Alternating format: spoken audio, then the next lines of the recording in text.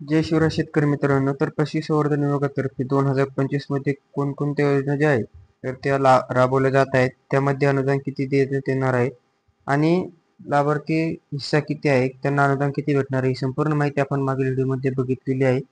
तर आज आपण अर्ज कशा प्रकारे करायचा याची माहिती बघणार आहोत. त्यासाठी व्हिडिओ शेवटपर्यंत नक्की बघा, कारण काही शेतकरी किंवा लाभार्थी फक्त नोंदणी जी आहे अर्जाची तर ती करतात.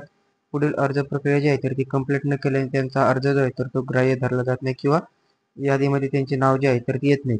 तर चला तर मित्रांनो, आता आपण अर्जाला सुरुवात करूयात. अर्ज करण्यासाठी गुगलवरती जाऊन BMS सर्च करा किंवा खाली डिस्क्रिप्शन मध्ये लिंक देण्यात आली आहे. तर त्या लिंकवरती गेल्यानंतर आपल्यासमोर अशा प्रकारे जी विंडोज आहे किंवा वेबसाईट आहे तर ती ओपन होईल. या ठिकाणी आल्याच्या नंतर अर्ज करा आपण बघू शकता, या ठिकाणी ऑप्शन आहे. तर अर्ज करा या ऑप्शनवरती क्लिक करा. आपल्यासमोर अशा प्रकारे पेज ओपन होणार आहे. तर मित्रांनो, आपल्याला मोबाईल फोनद्वारे देखील हा अर्ज करता येऊ शकतो. त्यामुळे मी आपल्याला सुरुवातीला ही स्टेप दाखवली. त्यानंतर आता लँडस्केपमध्ये बघूयात. तर अशा प्रकारे आपण या ठिकाणी पेजवरती आल्यावरती बाकीची जी माहिती आहे तर ती आपण मागील व्हिडिओमध्ये सांगितलेली आहे. तर अर्ज नोंदणी बघू शकता आपण या ठिकाणी वरती ऑप्शन आहे. तर यावरती क्लिक करून आपल्याला अर्जदाराची जी नोंदणी आहे तर ती करायची. त्याआधी ही जी संपूर्ण 11 पॉईंट आहे तर ती व्यवस्थित पद्धतीने वाचून घ्या, म्हणजे आपल्याला पुढे अर्ज भरताना अडचण येणार नाही. यामध्ये अर्जदाराची वैयक्तिक जी माहिती आहे तर या ठिकाणी द्यायची. हा फक्त अर्ज नाहीये मित्रांनो, लक्षात ठेवा. ही फक्त अर्जदाराची नोंदणी आहे. या ठिकाणी जरी अर्जदाराची वैयक्तिक माहिती असं लिहिलेलं असलं तरी फक्त नोंदणी आहे. त्यामुळे अर्ज पुढील स्टेपमध्ये करायचा आहे. त्यामुळे व्हिडिओ शेवटपर्यंत नक्की बघा. आता सुरुवातीला या ठिकाणी जे वैयक्तिक आधार कार्ड आहे किंवा लाभार्थीचे आधार कार्ड आहे तर ते आधार कार्ड नंबर या ठिकाणी टाकायचा आहे. त्यानंतर लाभार्थीचे वय जे असणार आहे आधार कार्ड प्रमाणे तर तेच वय या ठिकाणी काउंट करून टाकून घ्या. त्यानंतर पहिले नाव, लाभार्थीचे पहिले नाव, वडिलांचे किंवा पतीचे नाव आणि आडनाव असे 3 टप्प्यामध्ये या ठिकाणी नाव जे आहे तर ते टाकायचे आहे 3 रकान्यामध्ये. त्यानंतर अर्जदार पुरुष आहे का स्त्री आहे तर या ठिकाणी सिलेक्ट करून घ्या. त्यानंतर मोबाईल नंबर जो आहे तर मोबाईल नंबर फिल करताना लक्षात ठेवा की SMS जो आहे तर तो डॉक्युमेंट अपलोडचा त्याच मोबाईल नंबरवरती येतो. त्यामुळे चालू जो मोबाईल नंबर आहे तर तोच टाका. ईमेल ID ची आवश्यकता नाही, असल्यास टाकला तरी देखील चालेल. त्यानंतर आपला जिल्हा कुठला आहे तर तो जिल्हा सिलेक्ट करून घ्या. आपला जो ॲड्रेस असणार आहे तर तो संपूर्ण ॲड्रेस आधार कार्ड प्रमाणे या ठिकाणी सिलेक्ट करायचा आहे. तालुका सिलेक्ट केल्याच्या नंतर गाव सिलेक्शनसाठी थोडासा वेळ लागू शकतो, त्यामुळे वेट करा. आणि अर्ज भरताना चांगल्या नेटवर्कमध्ये बसा, म्हणजे त्या ठिकाणी आपल्याला कुठल्याही प्रकारची अडचण येणार नाही. आणि तर अनुसूचित जाती जमातीमध्ये येत असाल तर या ठिकाणी आपल्याला जात प्रवर्ग जो आहे तर तो सिलेक्ट करायचा आहे. आणि सर्वसाधारणमध्ये येत असाल म्हणजे ओपनमध्ये तर सर्वसाधारण क्लिक करून आपण पुढे जाऊ शकतो. त्यांना कास्ट सर्टिफिकेट किंवा जात प्रमाणपत्राची कुठल्याही प्रकारची आवश्यकता नाही. जर आपण या ठिकाणी कास्ट सिलेक्ट केली तर आपल्याला जात वैधता प्रमाणपत्र किंवा कास्ट सर्टिफिकेट जे आहे तर ते द्यावं लागणार आहे. जर सिलेक्ट नाही केली तर या ठिकाणी हो नाहीचे ऑप्शन देखील येणार नाही. तर आता या ठिकाणी फक्त आपण एक कास्टवरती क्लिक केल्यामुळे अशा प्रकारचे जे ऑप्शन आहे तर ते आले. जर सर्वसामान्य केलं तर या ठिकाणी नाही, जात प्रमाणपत्र नाही यावरती क्लिक करा. त्यानंतर आपण दिव्यांग प्रवर्गातून येत का तर या ठिकाणी येत असाल तर होय किंवा नाही, येत असाल तर आपल्याला जे डॉक्युमेंट समोर दिसत आहे तर ते अपलोड करावे लागणार आहे. जर नाही केलं तर कुठल्याही प्रकारचे डॉक्युमेंट जे आहे तर ते लागणार नाही. आणि किती % दिव्यांगाचे जे सर्टिफिकेट आहे आपल्याकडे आहे तर त्या ठिकाणी क्लिक करायचे. आपण दारिद्र्यरेषेखाली आहात का असाल तर होय करा, नसाल तर नाही. त्यानंतर आपल्याकडे पिवळे रेशन कार्ड असण्यामध्ये महत्त्वाचे आहे मित्रांनो, शैक्षणिक पात्रता जी आहे तर ते आपण या ठिकाणी सिलेक्ट करायची. आपलं जे शिक्षण आहे कुठपर्यंत झालेलं आहे, पदवीधर आहात, प्राथमिक, माध्यमिक किंवा उच्च माध्यमिक आणि व्यावसायिक, या ठिकाणी जे आपलं शिक्षण असेल तर त्या अकॉर्डिंग आपण या ठिकाणी सिलेक्ट करू शकता. त्यानंतर जमिनीच्या आटावरती क्षेत्र किती आहे लाभार्थीच्या नावावरती या ठिकाणी जे क्षेत्र असणार आहे आटाप्रमाणे तर ते या ठिकाणी भरायचे आहे. आणि 2.5 एकर म्हणजे 1 हेक्टरपेक्षा ते क्षेत्र जे आहे तर ते कमी असायला आहे. म्हणजे थोडक्यात जे अल्पभूधारक शेतकरी आहे तर तेच योजनेचा लाभ जे आहे तर ते घेऊ शकता. त्यानंतर रेशन कार्ड क्रमांक, रेशन कार्ड असल्यास रेशन कार्ड क्रमांक द्यायचे आहे. बँकेचे नाव, जे बँक पासबुक आपण देणार आहात. त्यानंतर खाते क्रमांक, तर हे खाते क्रमांक, बँक IFSC कोड आणि शाखा हे संपूर्ण लाभार्थ्याचीच निवडायची. या ठिकाणी कुठल्याही प्रकारचे जे कंबाईन पासबुक असेल किंवा बँक खाते जॉईंट खाते असेल तर ते द्यायचे नाही. त्यानंतर अर्जदाराचा फोटो या ठिकाणी क्लिक करून आपण अपलोड करायचा आहे. आणि एक स्वाक्षरी जी आहे अर्जदाराची तर ती देखील या ठिकाणी अपलोड करायची. त्यानंतर आता अर्जदाराची जी कौटुंबिक माहिती आहे तर ती या ठिकाणी द्यायची आहे. यामध्ये अर्जदाराची संपूर्ण जी कौटुंबिक माहिती असणार आहे यामध्ये घरामध्ये किती व्यक्ती आहेत, त्यांचे नाव, आधार नंबर जे लागणार आहेत तर ते आपण पुढे बघूयात. व्यक्तींचे आधार कार्ड जे आहे तर ते आपल्या सोबत ठेवा. तर या ठिकाणी किती पुरुष आहेत तर ते आपल्याला या ठिकाणी सिलेक्ट करायचे. स्त्री असतील तर किती स्त्री आहेत तर नंबर वाईज या ठिकाणी आपल्याला टाकून घ्यायचे. तर पुरुष किती आहेत, जर 2 पुरुष असतील तर 2 करा, 1 असेल तर 1 करा. त्यानंतर घरामध्ये किती स्त्रिया असणार आहेत तर ते देखील या ठिकाणी आपल्याला सिलेक्ट करायचं आहे. तर ते आता बघूयात आपण एक एक करून मी आपल्याला सिलेक्ट करून दाखवतो. माहिती भरणं हे मॅन्डेटरी आहे मित्रांनो, कारण घरातून दुसरा लाभार्थी जो आहे तर या ठिकाणी लाभ घेऊ शकत नाही. यापूर्वी आपण ज्या अटी बघितल्या त्यामध्ये सांगितलेलं देखील होतं की जर अर्ज केलेला असेल तर आपण पुन्हा जो नवीन अर्ज आहे तर तो करण्याची आवश्यकता नाहीये. तर बघू शकता या ठिकाणी जर 2 पुरुष असतील तर 2 टाका, 2 स्त्री असतील तर 2, 1 असेल तर 1 त्याप्रमाणे आपल्याला खाली त्यांचे आधार कार्ड नंबर आणि रेशन कार्ड जे आहे तर ते टाकण्यासाठी ऑप्शन जे आहे तर ते खाली ओपन होणार आहेत. तर अशा प्रकारे त्या व्यक्ती किंवा स्त्रीचे नाव, आपले जे आधार नंबर आहे तर ते आधार नंबर सर्वात प्रथम टाकायचे. त्यानंतर सदस्याचे नाव, रेशन कार्डवरती जसे नाव आहे किंवा जे आधार कार्डनुसार आहे तर ते टाकले तरी देखील या ठिकाणी चालणार आहे. त्यानंतर लिंग जे आहे तर ते सिलेक्ट करायचे, पुरुष स्त्री, आणि जे व्यक्ती असणार आहे तर त्यांचे वय किती आहे, जे की आधार कार्डवरून आपण सुरुवातीला ज्या प्रकारे आपण वय काढले होते त्याचप्रमाणे या ठिकाणी टाकायचे. ही संपूर्ण माहिती साधारण 2 असो 3 असो तर संपूर्ण व्यक्तीची जी माहिती जे की रेशन कार्डवरती, लाभार्थीच्या रेशन कार्डवरती कुटुंबामधील जेवढे व्यक्ती आहे तर त्यांची संपूर्ण जी माहिती आहे तर ती या ठिकाणी द्यायची आहे. त्यामध्ये मग 2 स्त्री असतील, 2 पुरुष असतील किंवा इतर जे असणार आहे तर ते आधार कार्ड सहित रेशन कार्डच्या नावाप्रमाणे या ठिकाणी त्यांची नोंदणी देखील करायची आहे. त्यानंतर खाली जे नियम अटी देण्यात आले आहेत तर ते मला मान्य आहे यावरती टिक करायचं अशा प्रकारे, आणि पुढे जा जे ऑप्शन आहे तर त्या पुढे जा ऑप्शनवरती क्लिक करा.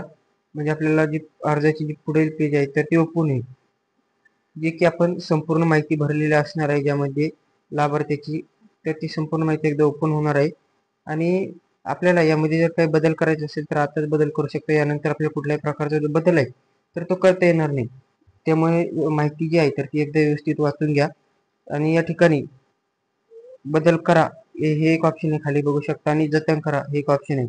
जतन जर केलं तर आपल्याला या ठिकाणी एडिट करता येणार नाही. आणि जर बदल जर करायचा असेल तर आत्ताच बदल करा या ऑप्शनवरती क्लिक करून आपण यामध्ये जी माहिती आपल्याला बदलायची आहे किंवा चेंज करायची आहे तर ते आपण या ठिकाणी चेंज करू शकता. जर माहिती व्यवस्थित असेल तर जतन करा ऑप्शनवरती क्लिक करा. आपल्यासमोर अशा प्रकारे आपली नोंदणी यशस्वी झालेली आहे. आता आपण योजनेसाठी अर्ज करू शकता. तर बघा मित्रांनो, आता फक्त ही जेवढी माहिती भरली तरी फक्त नोंदणी होती. यापुढील जो अर्ज आहे किंवा जी अर्ज प्रक्रिया आहे तर ती आता सुरू झालेली आहे. तर अर्जाची प्रक्रिया ही छोटीशी असणार आहे. त्यामुळे आता व्हिडिओ शेवटपर्यंत नक्की बघा. अर्ज करा ऑप्शनवरती क्लिक केल्याच्या नंतर हे बघू शकता आपण पुन्हा एकदा काही टर्म कंडिशन आहे तर त्यावरती क्लिक करा मान्य आहे म्हणून, किंवा वरती कट ऑप्शनवरती. त्यानंतर अर्जदाराची वैयक्तिक जी माहिती आपण सुरुवातीला भरलेली होती किंवा दिलेली होती तर तीच माहिती या ठिकाणी आलेली असणार आहे. त्यानंतर आता आपल्याला कुठल्या योजनेला अर्ज करायचा आहे योजनेसाठी, तर यामध्ये राज्यस्तरीय योजना गाई म्हशी वाटप योजना आहे. त्यानंतर राज्यस्तरीय योजना 100 मास म्हणजे कुक्कुटपालन आहे. त्यानंतर राज्यस्तरीय योजना शेळी मेंढी गट वाटप आहे. जिल्हास्तरीय योजना आहे. तर त्यानंतर यामध्ये आता आपल्याला ज्या योजनेला अर्ज करायचा आहे तर त्या योजनेच्या समोर टिक करायचं आहे किंवा अशा प्रकारची योजना सिलेक्ट करून घ्यायची आहे. तर योजना सिलेक्ट करा. साधारण या ठिकाणी आपल्याला ज्या ज्या योजनेला म्हणजे अर्ज करायचा आहे तर तेवढ्या योजना आपण या ठिकाणी सिलेक्ट करू शकता. पण शक्यतो एक योजना सिलेक्ट केल्याच्या नंतर आपल्याला जो लाभ आहे तर तो लवकर भेटण्याची शक्यता असते. तर त्यामध्ये 10 एक बोकड जे आहे तर आपण या ठिकाणी आता सिलेक्ट केलेलं आहे राज्यस्तरीय योजनेअंतर्गत. तर अर्जदार महिला जर असेल तर आपल्या समोर जे ऑप्शन असतील त्यानुसार आपण भरू शकता. तर महिला बचत गटाचे सदस्य असेल तर हो किंवा नाही करा, अकॉर्डिंग टू आपल्या ऑप्शननुसार. अर्जदार भूमिहीन आहे का, भूमी आहे का, हो नाही. त्यानंतर अर्जदाराचे क्षेत्र किती असणार आहे, 1 हेक्टरपेक्षा कमी आहे का, जर असल्यास होय करा, नसल्यास नाही करा. त्यानंतर अर्जदार रेशन कार्ड म्हणजे दारिद्र्यरेषेखाली आहे का, असेल तर हो, नसेल तर नाही करा. जर असेल तर जो रेशन कार्ड नंबर आहे तर तो या ठिकाणी द्यायचा आहे आपल्याला. त्यानंतर अर्जदाराचे म्हणजे जो अर्जदार आहे तर तो सुशिक्षित बेरोजगार आहे का, असल्यास त्याच्या केंद्रामध्ये असलेला नोंदणी क्रमांक जो आहे तर तो देखील या ठिकाणी द्यावा लागणार आहे. अर्जदाराकडे चारा पिके घेण्यासाठी कुठली सिंचन व्यवस्था जी आहे तर ते आहे का, असेल तर हो किंवा नाही करा. त्यानंतर सध्या उपलब्ध असलेल्या पशूचा तपशील द्यायचा आहे, म्हणजे जे पशु आपल्याकडे सध्याला उपलब्ध आहे तर ते या ठिकाणी आपल्याला स्टेप बाय स्टेप जे आहे तर ते भरायचे आहे. किती गाय आहे किंवा संकरित गाय किती आहे, देशी गाय किती आहे, म्हशी किती आहे, शेळ्या मेंढ्या जितके असणार आहेत, एक असो दोन असो, तर ते या ठिकाणी आपल्या पद्धतीने जी माहिती आहे तर त्या ठिकाणी भरायची आहे. त्यानंतर अर्जदाराकडे शेळ्या मेंढ्या वाडा उपलब्ध आहे का, म्हणजे त्यासाठीचं जे मेंढी पालनासाठी जे शेड पाहिजे किंवा जे त्यांच्यासाठी कंपाऊंड वगैरे जे पाहिजे तर ते आहे का, असल्यास किती जनावरांच्या कॅपॅसिटी आहे त्यामध्ये, नसल्यास नाही करा, असल्यास त्या ठिकाणी किती जणांची कॅपॅसिटी आहे किंवा जी पशूंची कॅपॅसिटी आहे तर ते टाकायचे. त्यानंतर वाडा असल्यास त्याचा प्रकार कोणता आहे, कच्चं बांधकाम आहे का पक्का आहे तर या ठिकाणी सिलेक्ट करायचं.